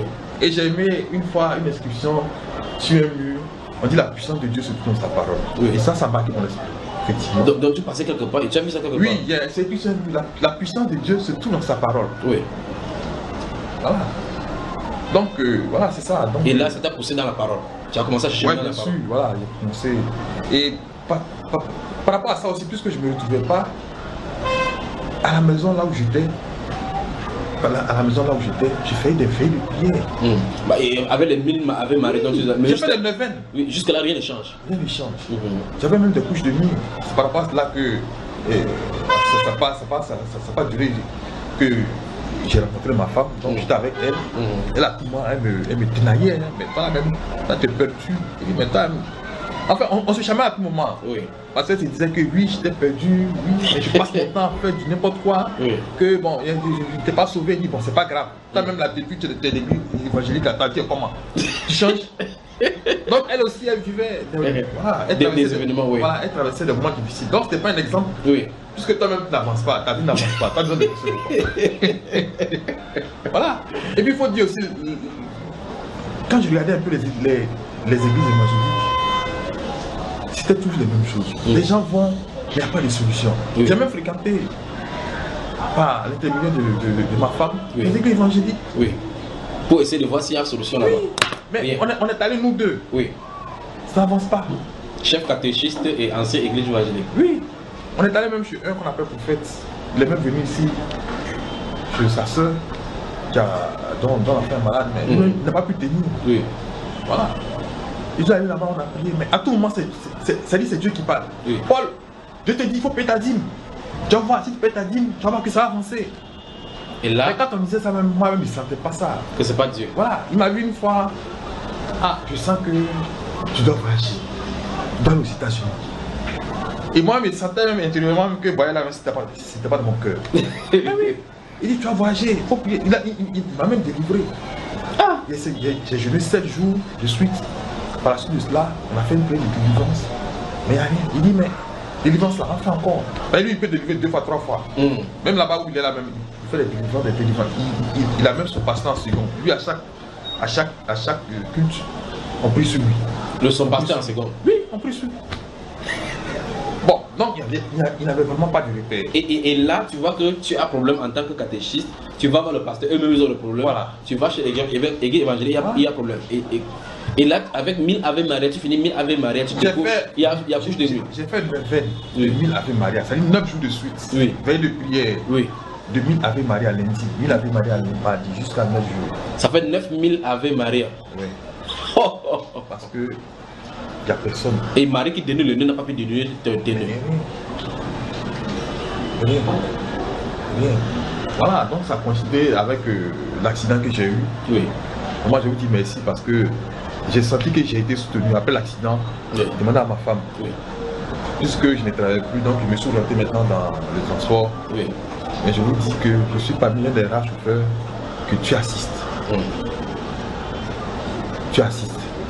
J'ai entendu dire par ma femme que vous avez dit que vous ne savez pas comment est-ce que tu as la main sur moi et ma femme. Oui. Et depuis que je vous ai rencontré, j'ai dit, ah frère, priez pour nous. Oui. Depuis que j'ai fait cette doléance-là, oui. J'ai senti que depuis ce jour-là, que vraiment, je vous dis, je suis un chauffeur actuellement là. Oui. Quand je roule là, je peux avoir 20 000 francs. Oui. Il y a des jours où je roule, j'ai 30 000, je vous le dis. Vous dites pas jour, hein? Oui. Tu dis, ah, comment ça? Non, j'ai senti qu'il y avait une présence. Demande à ma femme. J'arrive à payer ma maison de 50 000. Oui. Maison, je paye à 50 000 pour se nourrir. Il y a tous les factures qu'il faut payer. Mais on le fait sans problème. Sans problème. Sans être forcé. Rien. Et ça, c'est la prière à distance. Voilà. J'ai même eu une voiture que je voulais quand je suis sorti de l'accident. Oui. Il y avait une voiture blanche qui m'a été proposée. Oui. Ça, c'est la grâce de Dieu. Oui. Ah, vraiment, j'ai vu que ton comportement est bon, donc il y a une voiture, j'ai pensé à toi. Voilà. Donc je souhaiterais que tu sois le titulaire de la voiture. C'est les mini-cars oui. De 12 places. Donc j'ai commencé à rouler cela. Avec cela, on a pu payer une deuxième voiture, une nouvelle voiture pratiquement. Oui. Il a dit voilà, la grâce de Dieu. Voilà, le fruit de ton travail, on a pu payer une nouvelle voiture. Il dit, la femme qui a payé la voiture là, pratiquement. Elle me considère tellement, elle m'apprécie tellement. Oui. La voiture, c'est pour toi. Pour toutes les décisions qu'il doit se prendre, elle te donne toujours mon avis. Il y a son petit frère qui est le gérant de la voiture. Oui. Ce matin-là même, il m'a appelé et dit, ah, monsieur Paul, il y a une voiture qu'on doit payer. Vraiment, j'ai besoin de ton avis. Et sans toi là, je ne vais pas payer la voiture. Tellement. Je suis correct avec eux, mais je pense que c'est parce que tu as sa main sur moi. Je vous dis, quand je roule là, moi je me demande, mais je ne sais pas ce qui se passe, mais je sais qu'en arrière-plan, il y a une présence. Je sens. Mais alors que tu n'as pas récité d'Ave Maria, tu n'as pas récité. Parce que avec cela, quand je vous ai rencontré avec le tiraillement aussi de ma femme, je vous dis que quand je voulais, je rentrais, ma femme a toujours un enseignement qui était là, positionné. Quand je rentre, et vous le dites, quand j'ai commencé à écouter vos enseignements, là, ça m'énervait. Je dis, mais c'est quoi ça? Je n'entends rien, je ne comprends rien. Il faut enlever ça. Quand je viens là, je débranche. Je mets RFI. Elle est fâchée, mais elle fait comment? Oui. Donc, au fil du temps, quand je vais me laver, j'entends 2 mots, 3 mots. Parce qu'elle aussi, elle ne se laissait pas faire. Ouais. Donc, au fil du temps, j'entends 2 mots, 3 mots. On dirait que ce qu'il a, c'est intéressant. Hein. Parce qu'il faut après dire, quand j'ai commencé à écouter mon enseignement, ça m'énervait. Oui. Pourquoi ça t'énervait? Non, parce que je ne comprenais rien, je n'entendais rien même. Oui. Je ne comprenais, je n'entendais rien. Mais au fur et à mesure, quand les choses ont commencé à aller, je rentrais avec l'argent, bon, les problèmes ont commencé à se résoudre. Et ça a continué aussi quand je vous ai rencontré. J'écoutais l'enseignement, connais-tu ton pasteur? Ça a tout déclenché. Oui. Quand j'ai fini d'écouter ça, j'ai dit bon. Là, c'est pas la peine. Oui. Et là aussi, j'ai commencé à faire des couches de nuit. J'ai fait peur d'une vingtaine de rêves. Oui. On me volait à tout moment. Oui. Je dors, je rencontre un voleur, je viens à quelqu'un qui rentre dans ma maison, il m'a volé. Et puis, je me réveille toujours en sursaut. Oui. Je me réveille toujours en sursaut. Ma femme me dit, mais il y a quoi? Il t'a dit non. Tu vas aller catholique là, ça t'apporte quoi? Tu fais tes longues prières là, tu ne donnes rien. Donc j'ai commencé à prendre conscience. Oui. Je me suis commencé maintenant à m'intéresser aux enseignements avec aussi des conseils. Bon, j'ai commencé petit à petit. C'est là maintenant j'ai pris la leçon un jour. Je dis bon, la vie, il faut toujours prendre des décisions. Et parallèlement à ça aussi, j'avais stoppé d'aller à l'église. Oui. Parce que finalement je vais m'asseoir, c'est la même chose. Que le Seigneur soit avec vous, le Seigneur est avec votre esprit, bon, voilà. Et avant qu'il me dise ça, tu sais ce qu'il va dire. Mais c'est ce qu'il va dire. On vient, c'est la même chose, chacun a son problème, on vient, on s'assoit à la messe, on repart. On se donne la paix. La paix, bon, ça change quoi que seulement de ma vie? Rien. Donc je n'allais plus à l'église. Oui. Je n'allais plus à l'église, donc ça continue aussi, bon, avec les enseignements, donc c'est comme ça. Donc un matin, je me suis réveillé après d'avoir écouté, connaître ton pasteur. Oui. Et bon, trop c'est trop. Je dis à ma femme, bon, voilà. J'ai pris tout ce qui est chapelet, j'ai pris tout ce qui est crucifix. C'était non plus dans le salon. Hein. C'était un mini Rome alors. Il y a l'image de Jésus ici, l'image de Marie ici, il y avait. C'était des tabernacles. Oui, non, il y avait des tabernacles dans la chambre. Il y avait. Quand on fait un hôtel, oui. Nous on appelle ça un hôtel. Oui. Il y a toujours, pour un bon chrétien catholique, il doit avoir un hôtel de prière dans sa chambre. Oui. Il doit avoir sa Bible, sa bougie. Déposée là-bas. Oui, sa bougie. Oui. Il doit avoir sa bougie. Il doit avoir son chapelet. Oui. Il doit avoir la statuette de la Vierge Marie. Oui. Il doit avoir une image de Jésus. Vous dormez avec ça dans la chambre. Et bien sûr. Et c'est l'hôtel. Jusque là, tu as les cauchemars. Les couches de bien sûr. Dans cette chambre-là. Bon. Voilà, soit à Dieu, soit pas Dieu. Donc quand j'ai commencé à écouter les enseignements, l'église catholique, il dit mais il veut dire quoi même? Il va prendre quoi de nouveau sur au chrétien. Ça fait le 2000 ans que le catholique est là, lui il va venir dire quoi? Il va venir dire quoi? Il dit que oui, que Jésus-Christ n'a pas ressuscité dimanche. Oui mais d'où il sort ça? Bon, donc c'était la vérité crue que j'entendais, donc ça allumait vraiment de ma tête. Oui. Ça allumait de ma tête, donc quand j'ai fini, j'étais les crucifix, les livrets, j'étais plein de livrets. Hein. Oui. Les livrets, les crucifix, les livrets de prière, les chapelets. Mais quelle était la réaction de ta femme en voyant que tu faisais ça? Quoi ça? Quelle était la réaction de ta femme? Quand je suis allé jeter là? Oui. Non mais elle était contente, elle était pour. Elle m'a aidé même à aller jeter. Donc la maison était débarrassée, c'est depuis ce jour-là que les couches ont vraiment cessé. Ça a cessé? Oui, ça a cessé. J'ai compris que c'était des ouvertures quoi. Oui. Des ouvertures, avec les enseignements, j'ai compris que c'était des ouvertures. C'est après cela que j'ai cessé.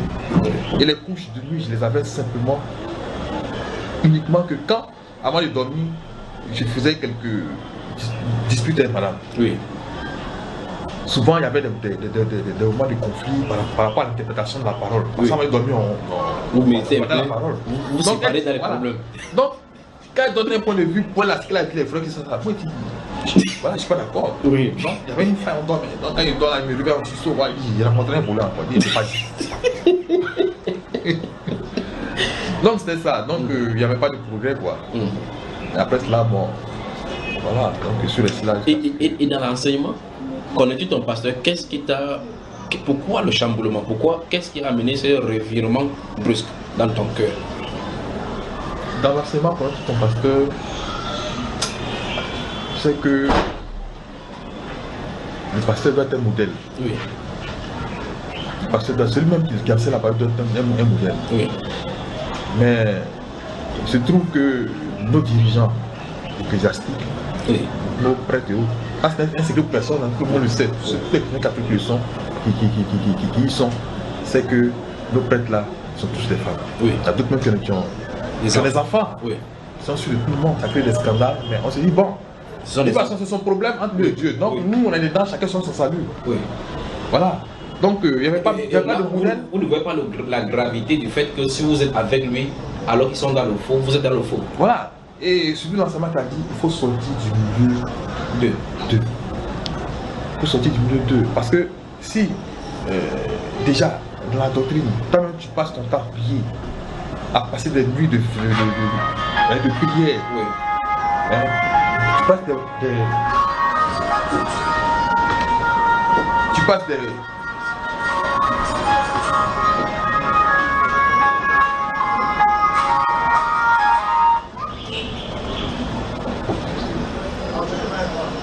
oui, je crois qu'en l'éteignant, ce sera pour vous. Voilà. Donc si tu passes des moments de prière, oui, et que toi-même tu ne trouves pas de solution, oui, et que là où tu vas, il n'y a pas de modèle, oui, voilà, donc il faut sortir, il faut voir ailleurs, oui, il faut voir ailleurs. Donc c'est ce qui m'a incité à sortir. Oui. Parce que quand toi-même, tu vois même ceux-mêmes qui vivent dedans, ils ne sont pas exemples, oui, ils vivent dans le péché, oui, ils savent bien qu'ils vivent dans le péché.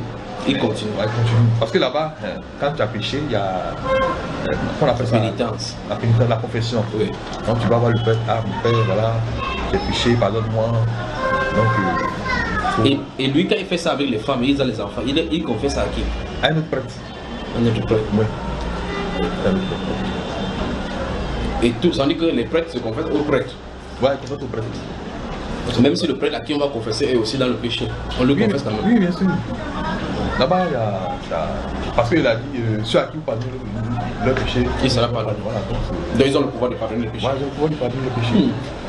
C'est un peu ça. Et donc, depuis que tu as écouté cela, la voix, les enseignements ne t'énervaient plus. Maintenant, c'est toi qui... Voilà, donc tu as commencé à écouter distinctement votre voix. Oui. Parce que j'ai commencé à prendre conscience que, ah, là, c'est vrai. Parce que la vérité que vous faites dans les enseignements que vous dites les enseignements que vous faites sont des vérités. Moi, que quelquefois j'ai trouvé dur, difficile même. Oui. Quand vous dites que Jésus-Christ n'est pas récité le dimanche, mais vous l'avez démontré. Oui. Et ça m'a convaincu. Oui. Il y a plusieurs autres vérités, voilà, que vous révélez dans vos enseignements et qui sont vraies. Oui. Et ce qui m'a beaucoup plus, c'est que vous êtes intègre. Oui. Tout ce que vous faites, c'est justifié par la parole de Dieu. Qui dit, ah, ça c'est un authentique serviteur de Dieu. Parce qu'à la maison, je ne montre pas là, il a les chaînes canal. Chaîne canal là, on voit des serviteurs de Dieu qui viennent pour prêcher, qui font des miracles extraordinaires. Oui. Mais je me suis posé une question un jour. Il a fallu même faire part avec moi, avec mon papa. Il dit, ah, ce Thomas, c'est un grand homme de Dieu, il a les miracles qu'il fait. C'est en fait Christ lié au Yakilomé. Ouais, au Yakilomé. Oui. Il dit, mais lui là, parce que les miracles qu'ils font là, c'est des vrais miracles. Il y a eu une de ces vidéos où, quand il tend la main comme ça, oui, les gens qui sont devant lui la tombent. Oui. À l'étage supérieur, quand il tend la main, tous ceux qui sont là sont balayés. Oui. Donc, tu vois, le Saint-Esprit, il vient en bas. Il dit, mais ça là, c'est de la magie. Oui. Parce qu'il y a certains, j'ai vu un documentaire on appelle ça, sur internet, où oui, on montrait des personnes qui, par cette même pratique-là, faisaient tomber aussi des gens. Oui. Et puis je lui ai dit, mais ces gens-là, ce sont les gens qui ont 2 villas, qui ont 3 voitures, il a dit bien. Il dit, mais la Bible dit quoi? Que le serviteur, celui qui veut être plus grand, soit le serviteur de tous. Mais pourquoi toi qui es serviteur de Dieu, tu as une jet privée, tu appelles de 3 voitures, tu appelles de 5 là. Il dit, mais ce sont les gens qui sont loin de Dieu. Il dit, mais c'est loin de Dieu. Pourquoi on fait des quêtes, on dépouille les pauvres alors qu'eux-mêmes n'ont rien. Voilà, donc il a commencé à tempêter. Bon, moi je me suis tout seul, pas, donc pas de discussion à ce niveau-là. Mais moi dans mon cœur, jusqu'à présent, c'est pas que je suis en train de passer de l'autre bord, c'est même pas que dans mon cœur même, je suis plus catholique. Oui. Jusqu'à peu côté, il sait pas. Il sait pas. Mais je pense que quand tu vas lui dire, qu'est-ce que ce sera? Non, mais attends. Il va dire que ça, c'est l'apostasie. Non, ça c'est sûr. Il va dire que je suis perdu. Parce qu'il y a une tante qui est évangélique, mais elle était avec le pasteur Dion de l'église protestante baptiste. Oui. Elle a passé tout son temps là-bas avec un autre pasteur, là, dans une autre église là. Mais elle a crié partout, hein. Elle s'est mariée, elle a divorcé. Ça dit sa vie. Sa vie était une catastrophe. Elle est restée seule, pratiquement, elle n'a pas eu d'enfant. Elle s'est mariée à l'église pentecôtiste. Voilà. Donc sûrement il va se dire, bon voilà, tu as eu t'attendre, les gens qui t'attendent. Elle a la pétition. Voilà. Donc, mais moi je sais où je vais. Amen. Parce que je sais que les choses commencent à aller. C'est que je ne sais pas encore passer totalement de l'autre bord, déjà ça va. Oui. Et sans effort. Et je suis prêt. Là je suis prêt à passer à l'autre bord. Oui. Même si on doit me baptiser cette nuit-là même, il n'y a pas de comment ça va. Amen. Voilà. Donc c'est ça. Donc c'est parce qu'il n'y avait pas de fruits, parce que son papa est musulman. Oui. Donc il a failli être initié à la religion musulmane. Oui. Donc c'est son frère qui est ambassadeur là, celui dont je vous parlais tout à l'heure là. Oui. Un jour est allé le prendre pour un show au village. Il lui a dit, mais on t'attend au village pour le show.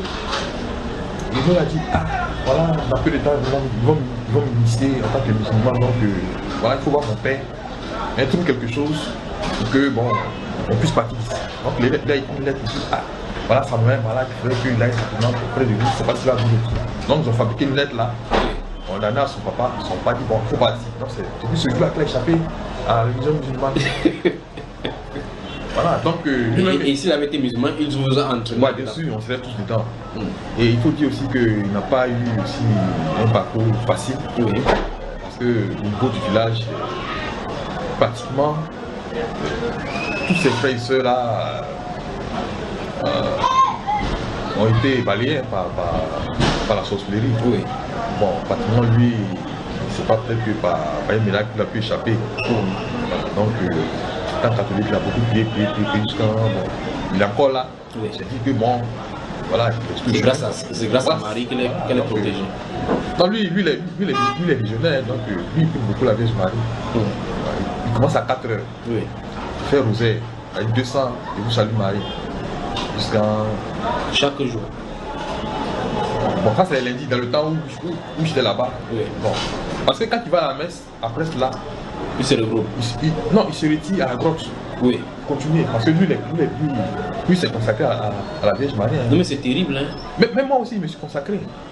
Parce qu'un bon catholique doit passer par là. Elle lie à Marie. Oui, bien sûr. Mais jamais... Donc il n'y a pas de Marie, il n'y a pas d'église catholique sans Marie. Non, pas possible. On dit c'est la mère de Dieu.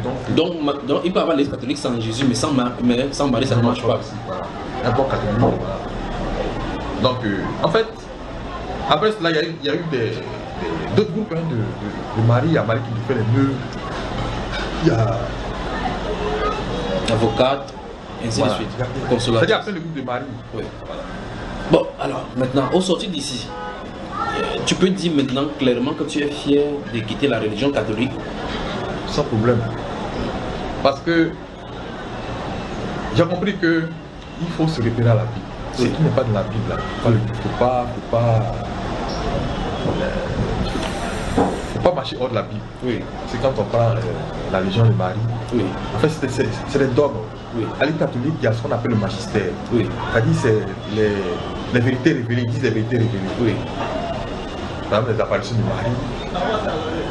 Le magistère, c'est le pape avec un collège qui décide, voilà, qui définit une vérité qui ne doit pas être discutée. Oui. Par cela que la Vierge Marie a été acceptée comme dogme. C'est ainsi qu'il y a d'autres, comme le phénomène de l'Immaculée Conception, l'Ascension, tout cela, voilà. Donc, est-ce qu'on doit suivre la parole de Dieu ou bien l'Église catholique? Non. Si quelqu'un veut être chrétien, il doit suivre quoi? Le pape ou l'Église ou la Bible? Non, c'est la Bible. C'est la Bible. Parce que un jour, il y a un évêque qui disait que. Un évêque. Oui. C'est-à-dire c'est le responsable même des diocèses. Voilà, du diocèse. Oui. C'est-à-dire qu'il y a plusieurs paroisses. Oui. Qui regroupe autour d'un diocèse. Voilà. Donc le diocèse, il n'y a rien de responsable. Donc le responsable, c'est l'évêque. Oui. Donc il y a l'évêque qui disait que. Je ne sais pas si c'est par révélation qu'il disait, mais la parole de Dieu là, elle est plus importante que la Vierge Marie. C'est lui-même qui dit comme ça. Oui, il dit que c'est plus important que passer du temps avec la Vierge Marie, c'est pas le plus important, c'est la parole de Dieu. Mais ça contredit le dogme là. Oui, donc ça c'est resté. C'est-à-dire c'est resté gravé dans ma mémoire jusqu'à présent. Donc petit à petit, il ressortent, même le Saint-Esprit les fait sortir des paroles pour montrer que c'est contradictoire à ce qui est différent. Oui, bien sûr, bon, ils sont dedans, ils sont dedans. Et c'est destiné pour des voilà, ils sont dedans, ils sont dedans. Un évêque ne peut pas aujourd'hui se dédier pour dire que je suis évêque. Ça crée un tollé, ça va même décourager beaucoup. Voilà. À moins qu'il soit dans l'eau comme l'évêque camerounais. Bon, voilà. Donc, c'est seulement. C'est pas du solide, quoi. C'est pas du solide. Aujourd'hui, tu dois prendre un chrétien catholique. Oui. Il est à 80%. Essaie de m'expliquer donc, avec ton expérience, pourquoi les catholiques ne lisent-ils pas la Bible? Pourquoi on a mis la Bible de côté? Bon, je pense qu'il y a eu assez de superflu qui est entré dans l'église catholique. Oui. Il y a assez de superflu. Avec plein de mouvements qui ont été créés. Il y a près d'une centaine de mouvements. Est-ce que c'est à dessein? Est-ce que les dirigeants de l'Église catholique sont conscients qu'ils ont mis la Bible de côté? Est-ce qu'ils savent pourquoi ils sont en train de faire cela? Ou bien c'est des personnes délibérées? Ou bien c'est l'ignorance? D'éloigner les catholiques de la Bible et de leur donner des rituels, des dogmes, des livrets à lire sans demander de lire la Bible. Pourtant ils vendent cette même Bible là-bas. Bon, moi je dirais que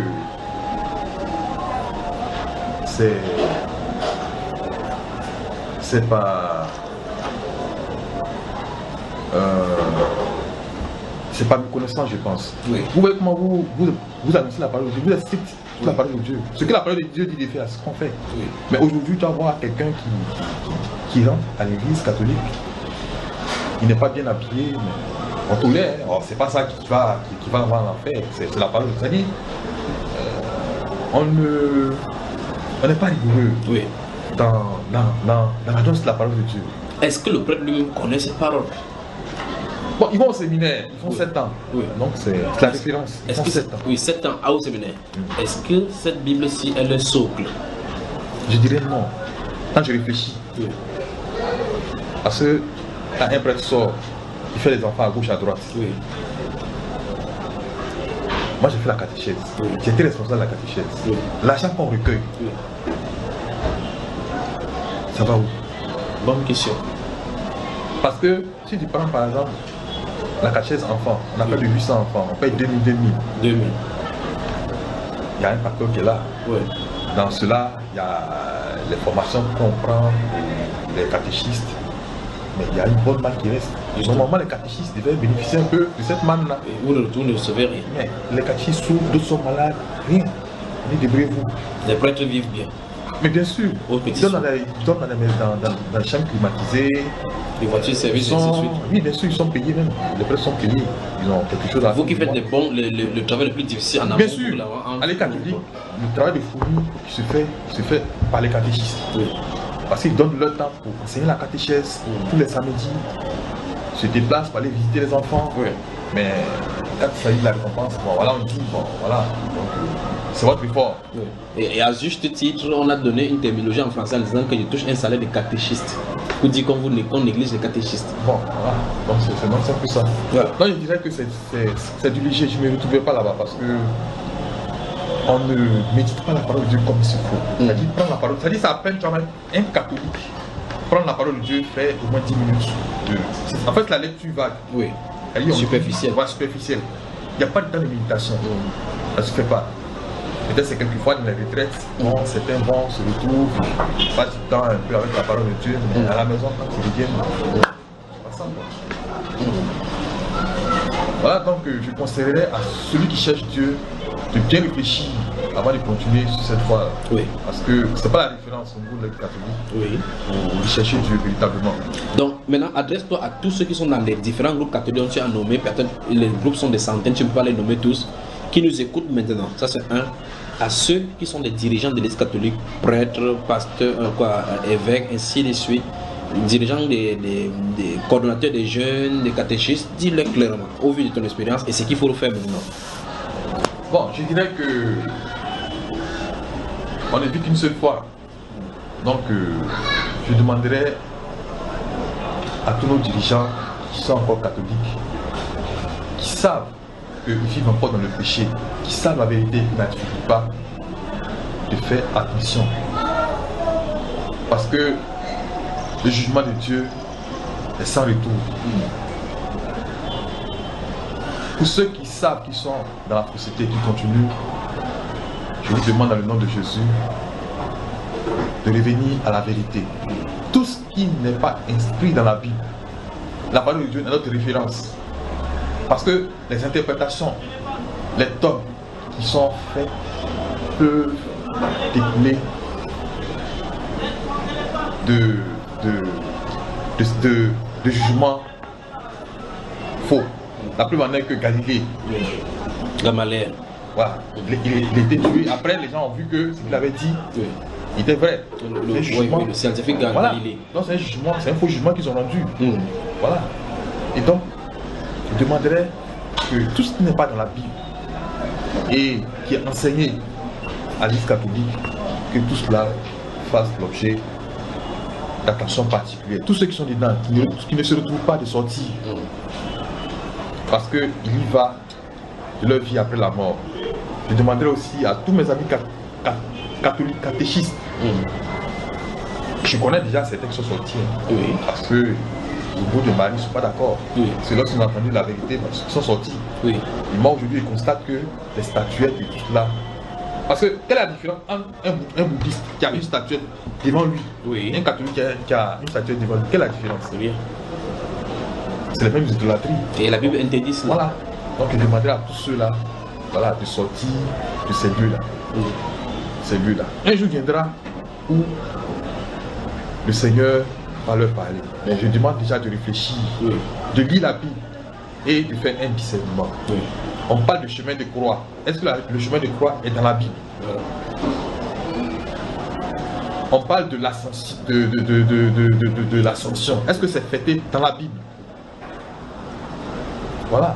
On parle aussi de l'Immaculée Conception. De l'Immaculée Conception. Est-ce que c'est biblique? Transubstantiation. Voilà. Donc il y a plein de choses comme ça. Donc il faudrait que chacun se réfère à sa Bible. Tout ce qui ne relève pas de la Bible, je pense que on doit ne pas les mettre en pratique.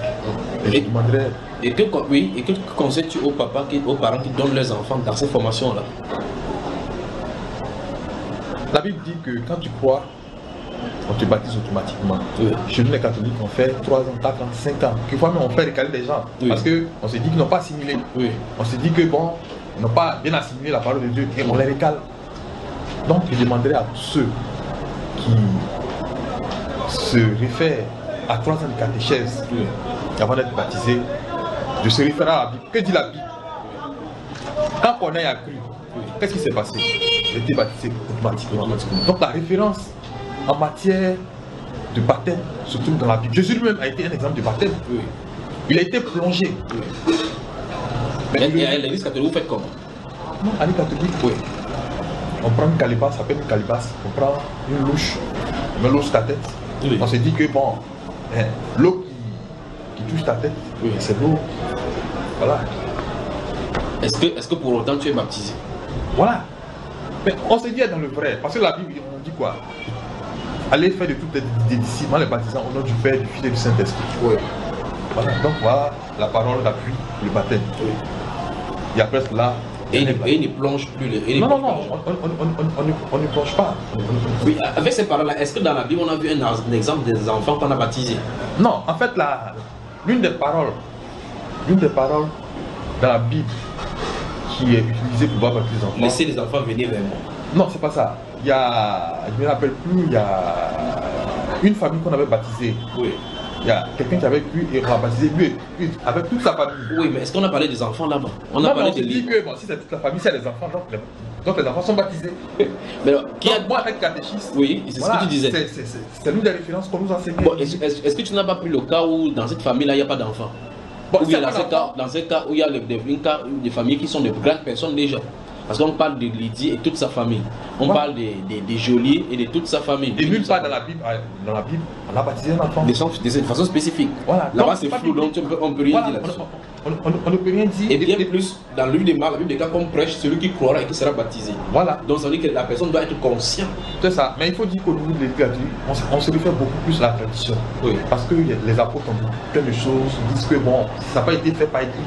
Donc, dans ce cas, pourquoi ce qui est écrit déjà qu'on connaît, on laisse, on prend ce qui n'est pas écrit, on essaie d'essayer. Bon, on se dit que bon, ce sont des expériences qui ont servi, voilà, aux chrétiens. Oui. Donc les apôtres ont vécu, c'est pas tout le monde vécu. Donc il y a certaines événements. Sur quelle base alors quelqu'un va dire pourquoi croire que cette expérience a été vécue? C'est ça le problème. D'où les dogmes. Voilà, d'où les dogmes justement. Voilà, on s'est dit bon, c'est des expériences que les gens ont vécues. Oui. Voilà, donc ça peut servir. C'est ça. Donc c'est aussi, en fait, ce sont aussi des moyens ce sont des miroirs par lesquels l'Église catholique essaie de faire pour mentir les gens. Voilà, pour enseigner les gens. Mais je pense que... Donc est-ce que les parents doivent continuer à envoyer alors les enfants? Non, les parents doivent réfléchir par deux fois. Quand on envoie quelqu'un au baptême, quand on envoie un enfant au baptême, et après le baptême, on voit qu'il n'y a pas de changement. Oui. Je pense que il faut changer le cap. Oui. Voilà. Moi aujourd'hui j'ai grandi, je me suis baptisé, j'étais un peu jeune. Mais voilà ma vie aujourd'hui, rien n'avance. Rien n'avance. Aujourd'hui, quelqu'un va avoir un problème sérieux de délivrance. Il vient expliquer son problème. Mais il va rester là. Moi j'ai un petit frère aujourd'hui qui est là, qui est dans la drogue. Oui. Qui a vécu, qui a des cas de choses. Quand tu le vois agir, tu sens que c'est quelqu'un qui doit être délivré. Oui. Mais on va pas aujourd'hui les plonger dans une catholique. Aujourd'hui, c'est lui qui donne un enseignement à l'église. Mais le petit est là. Il connaît les prêtres, il a plein d'amis prêtres. Mais il est là, l'enfant est là. Ça ne va pas toujours. Aujourd'hui, il est allé au village, il dit il va se reposer parce que là, bien, il ne se retrouve pas. Oui. Ça veut dire que lui-même qui a plongé dedans, qui est beaucoup lié au prêtre et tout cela, s'il n'a pas pu faire quelque chose, ça veut dire qu'il y a un problème. Il est responsable de l'apostolat des malades. Oui. C'est lui qui gère, on appelle ça, les malades. Oui. Au niveau de la paroisse, il y a ce qu'on appelle la messe des malades. Ça se fait tous les mercredis. Oui. C'est lui qui est le responsable. C'est lui qui est chargé de faire le programme, qui est chargé de chercher les prêtres pour lui faire les messes. Et là, il n'amène pas son enfant. Bon, ça c'est un paradoxe. Et là, on a... Parce que même quand tu regardes au niveau familial, oui. C'est pas tellement ça. Là. C'est les filles seulement, quelquefois qui neigent, mais les garçons là, c'est pas ça. On sent que ça va pas, parce que lui-même, avant d'être chrétien, il a patogé un peu dans les pratiques ensemble. Voilà. Donc il y a tout ça. Donc on est tous liés comme ça, monter, ça n'avance pas. Mais ça n'avance pas. Il faut chercher la porte de sortie. Donc on dit que tous ceux qui envoient les enfants là-bas, eux-mêmes ils voient le résultat. Ils le savent, mais ils se disent qu'ils sont de la vérité. Oui. Exactement. Là-bas, ils sont là, de la vérité. Les prêtres passent 7 ans de formation. Les pasteurs, ça peine, ils font 6 mois de formation. Vous envoyez vos enfants là-bas, ils vont vous apprendre quoi? Et puis il y a eu plusieurs cas de déception aussi au niveau des idées évangéliques, oui. Où il y a des détournements, où il y a des pasteurs qui ont fait avec on appelle ça la magie. Oui. Donc, ce qui fait que bon. Les gens, au lieu d'aller là-bas, avoir peur, ils connaissent réserve catholique, même si c'est faux. Parce qu'il y a plein de déceptions. Oui. Et chaque jour, autour de nous, il y a des églises secrètes. Oui. T'entends, ça crie. Mais eux-mêmes là, ils ne donnent pas l'exemple. Oui. Donc du coup, eux-mêmes, il y a certains catholiques qui ont fait des impulsions. Oui. Ils sont rentrés. Ils sont rentrés. Oui. Ils disent, bon, islam, on ne me presse pas. Oui. Il n'y a pas de pression. Oui. Les dîmes ici, donner de l'argent par-ci, vendre des choses par là. Donc c'est ça. Donc tant que les chrétiens n'ont pas été touchés véritablement par la parole de Dieu, bon, on pense toujours rester. Moi, actuellement, je pose toujours la question, mais quand les gens vont apprendre que je suis catholique, ah, le frère Paul, Celui-là qui a formé plein de catéchistes. Oui. Qui a fait plein de réunions avec les parents. Oui. Ah. Donc, moi, je me pose plein de questions. Mais si tu arrêtes maintenant, il dit explique-nous, qu'est-ce que tu vas leur dire? Non, moi, je leur dis que je ne me retrouve plus à l'école catholique. Il y a plein de parties qui ne sont pas dans la Bible. Oui. Je ne suis plus convaincu par tout ce qui se dit parce que ça n'apporte rien à ma vie. Oui. Il n'y a pas les vérités, il y a certaines vérités qui sont dites là-bas qui ne sont pas vraies. Oui. Marie, par exemple, compris, on passe plus de temps à prier Marie que Jésus. Tu en as prié 9000 fois. Mais oui. Voilà. Et puis j'ai trouvé que ce n'est pas correct quand même. Oui. Jésus qui est venu sur la terre, qui a créé même la Vierge Marie. Elle, oui. on passe plus de temps à prier sa mère. À prier sa mère que Jésus lui-même. Voilà. Et c'est ça qui m'a le plus frappé. On passe plus de temps à accorder, plus de place à Marie qu'à Jésus. Oui. Moi, c'est ce qui m'a. Voilà. Tu passes plus de temps, tu pries. Non, certains gagnent. Oui. Voilà, certains sont satisfaits. Qu'est-ce que l'Église catholique gagne avec tous ces gens? Qu'est-ce qu'ils gagnent? Il faut dire que les catholiques, il faut dire que c'est l'église la plus riche du monde. Oui. Parce que chaque matin on fait messe. Oui. Et chaque matin on fait messe. À la catéchèse, chaque année, il y a catéchèse enfant, catéchèse jeune, catéchèse adulte. Oui. C'est pas moins de. Pour une paroisse, pas moins de 2000 personnes. Wow. Il faut faire 3 ans. Oui. Donc par année, il y en a qui rentrent. Voilà. Donc c'est quand même. C'est une grande sécurité. Voilà. En fait, c'est une institution en fait. Oui. Alors, Dieu a donné sa parole pour qu'on les observe avec soin. L'Église catholique met la Bible de côté et inscrit les dogmes qu'on doit enseigner. Et pousse les gens à vivre dans le péché, eux-mêmes vivent dans le péché. Est-ce que Dieu est derrière l'Église catholique, sous quelque forme que ce soit? Vous savez, avant que je ne prenne la décision d'écouter mon enseignement, ma femme m'a fait suivre un documentaire où, à la salle Sixtine du Vatican, ils ont représenté Jésus. Oui. Un Jésus reptilien. Oui. C'est-à-dire, Jésus est sur la croix. Et au niveau de sa tête, il y a la tête de Jésus qui apparaît et on a une tête de reptile qui est faite en arrière-plan. Oui. C'est-à-dire, quand vous le regardez, apparemment vous ne voyez pas bien. Oui. Mais quand vous le regardez sur plusieurs plans, vous fixez, oui, ça vous voyez un Jésus avec une tête reptilienne. Oui. J'ai fait d'autres recherches aussi où j'ai vu le pape Jean-Paul II qui faisait le signe 666. Oui. Si vous allez sur internet, cliquez Vatican, signe 666, vous allez voir, allez dans la séquence image, vous allez voir le pape Jean-Paul II qui fait le signe 666. Oui. Vous allez voir aussi le pape, le précédent, son nom, qui fait le signe connu. Benoît XVI. Benoît XVI qui fait le signe connu avec d'autres prélats. Oui. Il y a aussi une autre salle au niveau du Vatican où c'est carrément une tête de serpent. Oui. C'est-à-dire, quand vous rentrez dans la salle, c'est une tête de serpent que vous voyez. Oui. Vous voyez les yeux, vous voyez les crocs, vous voyez les points sont sur la tête là. Oui. Donc tout cela, il dit, mais attends. Mais c'est diabolique tout ça. Et vous voyez aussi une image où le pape est assis et au-dessus de toute une série d'images, vous voyez un œil. Oui. Un œil qui est semblable à l'œil qui est sur le dollar. Oui. L'œil qui voit tout. L'œil de Russe. Bah, l'œil du Russe. Oui. Au Vatican.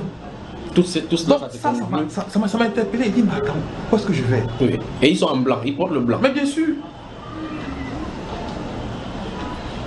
Le pape qui est assis sur une image où Jésus est en tête de reptile. J'ai regardé cette image. C'est terrible. Avec des têtes, avec des crânes. Il y a aussi une autre image que j'ai vue sur internet au sein même de la cour du Vatican où il y a un prêtre bien l'évêque qui a qui a attrapé sur l'assiette une tête de mort sur lequel ils ont mis une couronne, se promènent dans la foule avec, comme ça adoré. C'est quoi ça? Il dit que lui c'est un saint, donc c'est sa tête.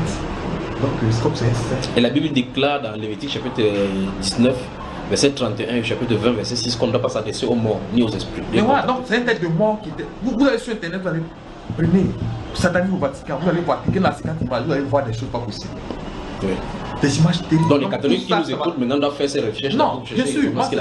Parce que quand ma femme m'a dit, attends, mais tu es en train de perdre ton temps avec catholique, je dis non. Parce que pour que je puisse sortir de là-bas, il faudrait que je sois convaincu. Donc il y avait les enseignements que tu donnais, que j'écoutais. Mais il fallait encore des preuves. Parce que ces enseignements, certains le donnent, mais pas plus en profondeur comme toi tu le faisais. C'était cru, c'était choquant. Un peu à la Jean-Baptiste. Il n'y a pas à gauche, il n'y a pas à droite, il n'y a pas un peu.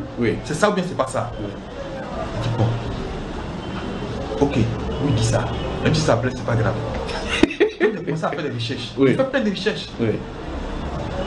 Quand j'ai découvert le documentaire où on représentait à Sistine du Vatican, donc je demande à tous les catholiques d'aller sur internet chercher sa salle Sixtine. Chapelle Sixtine du Vatican. Allez-y, vous allez voir. Ils vont montrer les images. Parcourez toutes ces images-là. Donc ils vont sur Google, ils tapent images de chapelle Sixtine. Voilà. Ils vont montrer plusieurs images. Ou même vous allez mettre Satanisme au Vatican. Vous allez voir. Et puis même une fois même, j'ai vu sur une tenue de Benoît XVI. Non, du pape qui est là actuellement. François Ier. J'ai vu les insignes de la franc-maçonnerie. Sur sa tenue.